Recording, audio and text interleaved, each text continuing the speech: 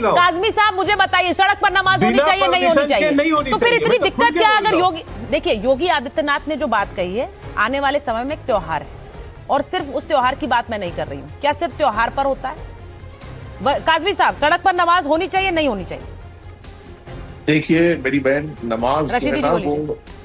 नमाज जो है वो बहुत अहम इबादत है और उसको हम दूसरे जुलूस और रैली और दूसरे प्रोग्रामों की तरह नहीं समझ सकते।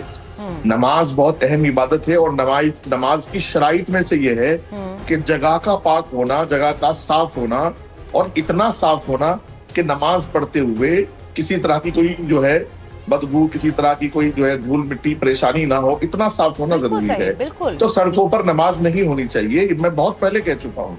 नमाज बहुत अहम इबादत है। नमाज ऐसी इबादत नहीं है कि आप उसको नाली पे, सड़क पे और कहीं भी धूल में, मिट्टी में कहीं भी पढ़ लेंगे।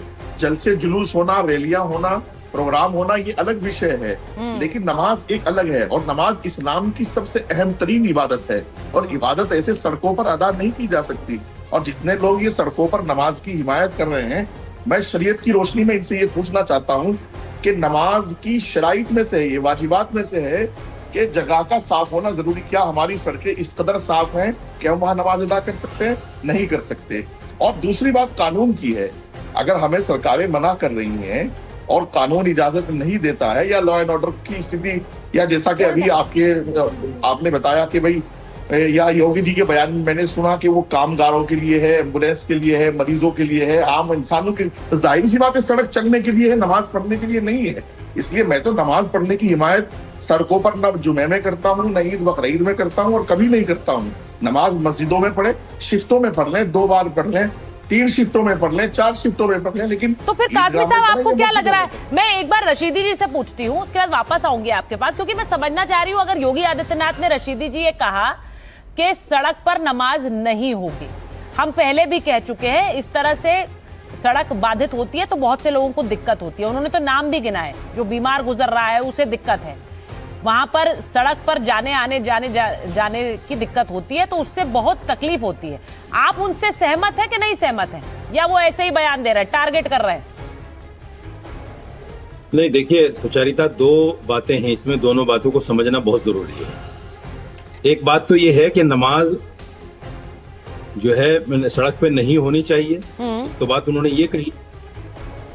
मैं भी मानता हूं कि सड़क पे नमाज नहीं होनी चाहिए। मैंने बंगाल के लिए भी एक वीडियो भी डाली है अपनी कि भाई अब वो वक्त नहीं है जब सड़कों पे नमाज हो जाती थी।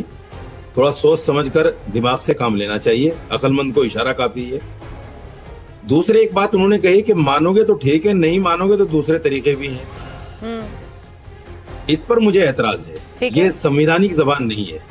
किसी भी प्रदेश के मुखिया के लिए इस तरह की जबान इस्तेमाल करना ये संवैधानिक नहीं है, गैर संवैधानिक है। भाई आपके हाथ में कानून है, आप चुपचाप भी वो कानून का इम्प्लीमेंट कर सकते हैं। आप कानून से किसी भी व्यक्ति को खुले में बिल्कुल डराने की कोशिश कर रहे हैं। हाँ। और हवाला भी दिया है कि उसमें बरेली में कुछ करने की कोशिश की थी, लोगों ने अंजाम देख लिया। तो ये जबान जो है एक मुखिया की नहीं हो सकती, मुझे इस पर एतराज नहीं। तो मुझे एक बात बताइए, जो बरेली में हुआ था, क्या आप उसका समर्थन करते हैं? जो बरेली में हुआ था, क्या आप उसका समर्थन करते हैं रशीदी साहब? आप मुझे एक बात बताइए, अगर बरेली में कोई घटना हो गई, हाँ, और किसी ने गलत कर दिया, तो उसके लिए क्या पूरे प्रदेश के ऊपर उसका हुक्म लागू करोगे आप? नहीं, बिल्कुल नहीं। भाई अगर बरेली में हुआ, उसका इंतजाम हो गया, अब देखो तुम्हारा भी इंतजाम होगा। मैं उस भाषा की बात कर रहा हूँ। रशीदी साहब सुनिए, वो एक एग्जाम्पल, एक मिसाल उन्होंने दी है कि जैसे कानून वहां तोड़ा तो जाहिर से उसकी सजा उनको मिली है।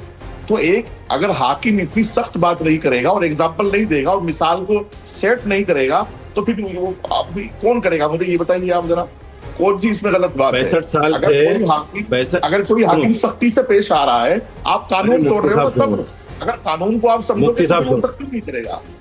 मुफ्ती साहब सुनो, 76 साल हो गए देश को आजाद हुए, और जैसे आपने एक मसला बता दिया कि साहब सड़क की नमाज अच्छी नहीं होती। जो लोग सड़क पे नमाज पढ़ते थे ना, पहले उसकी सड़क की धुलाई करते थे, फिर पढ़ते थे नमाज।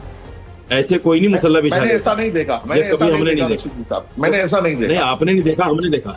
आपने नहीं देखा, हमने देखा है। नहीं। तो अगर दूसरी बात ये है, हाँ। दूसरी बात ये सुनिए सुचारिता जी, बोलिए। मैं ये कहना चाहता हूँ कि जो सख्ती मुसलमान को नमाज पढ़ने पर रोकने के लिए हो रही है, वही सख्ती का जब मूर्तियां Sorry, थोड़ा विसर्जन करेक्ट कर होती लीजिए है, रशीदी जब साहब, मूर्तियां विसर्जन होती है, सॉरी, नमाज से नहीं, रोकने बीच के में मत लिए बोलो, आप बीच नमाज में मत मस्जिद में बोलो। पढ़े, आप बीच आप में मत नमाज बोलो। मस्जिद में पढ़े, कोई नहीं बोलने दो, रोकेगा। बात पूरी करने दो। प्लीज अरे प्लीज बीच प्लीज, में बात गलत बात करने नहीं, दो। गलत बात नहीं, ये please, तरीका sorry, नहीं होता है। sorry।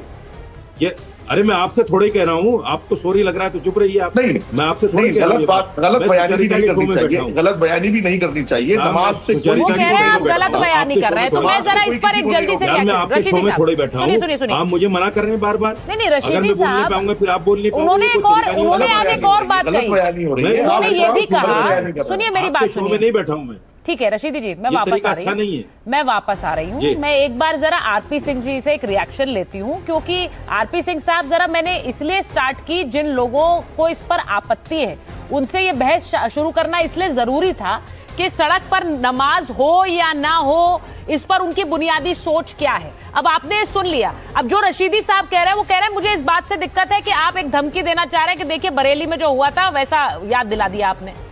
उस पे से जो मैं जिस तरह की प्रतिक्रियाएं देख रही हूं, लोग कह रहे हैं कि क्यों उन्होंने ऐसा कहा कि ऐसा तमाशा होता है, ये हम नहीं होने देंगे। जरा इस पर जवाब दीजिए कि योगी आदित्यनाथ क्या धमकी दे रहे हैं मुसलमानों को, जो आरोप लग रहा है। नहीं, वो किसी नाम लेकर तो किसी को धमकी नहीं दे रहे। वो तो कह रहे हैं कि भाई अगर आप सड़क पर घेराबंदी करोगे, सड़क पर धार्मिक कोई भी प्रक्रिया करोगे, उस पर दिक्कत है। परंतु अभी तौसीफ साहब ने कुछ कहा कोर्ट को लेकर, मैं कोर्ट के फैसले पढ़ रहा था इस बीच में। कोर्ट ने बड़ा स्पष्टता से कहा सार्वजनिक रास्तों को साफ रखना चाहिए, प्रशासन की जिम्मेदारी है, चाहे रास्ते रोकने की वजह कुछ भी हो। ठीक है, ये सुप्रीम कोर्ट का ऑर्डर, इलाहाबाद का अभी हाल में कोई हफ्ता भर पहले का ऑर्डर है, जिसमें बड़ी स्पष्टता से कहा कि नमाज पढ़ने की छूट नहीं मिलेगी। ये इलाहाबाद हाई कोर्ट का ऑर्डर है। बिल्कुल है। तो सड़क पर, मतलब माफी के साथ, सड़क पर नमाज पढ़ने की छूट नहीं मिलेगी। तो वो तो कोर्ट के ऑर्डर को लागू करने की बात कर रहे हैं, और कोर्ट का ऑर्डर लागू करें तो दिक्कत, नहीं करें तो दिक्कत। वो तो कह रहे हैं भी कानून व्यवस्था बनाए रखो। जैसे उदाहरण के लिए 10 बजे के बाद माइक अलाउड नहीं है आज भारत के अंदर। मुझे तमाम जगरातों से फ़ोन आते हैं कि हम 10 बजे के हम माइक छूट नहीं मिली, नहीं मिलेगी, पुलिस जब्त कर लेती है माइक उनके। इसी प्रकार से जो एक डेसिबल लेवल है वो 45 से 55 तक का अलाउड है माइक्रोफोन पे पब्लिक डोमेन के अंदर।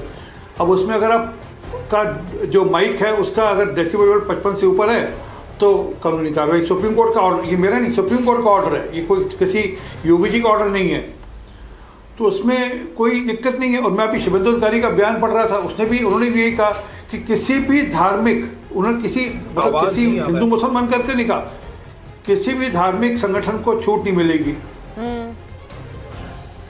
तो जो बात आप कह रहे तो हैं उसमें कि तो कोई बात, मतलब इसमें कोई, मुझे समझ लगता है कि ऐसी बात क्यों है। देखिए उन्होंने, अब देखिए मैंने 2 तस्वीरों से शुरुआत की। बंगाल में भी एक तरह से शुभेंदु अधिकारी आते ही कई फैसले ले रहे हैं, उन पर भी आपत्ति हो रही है।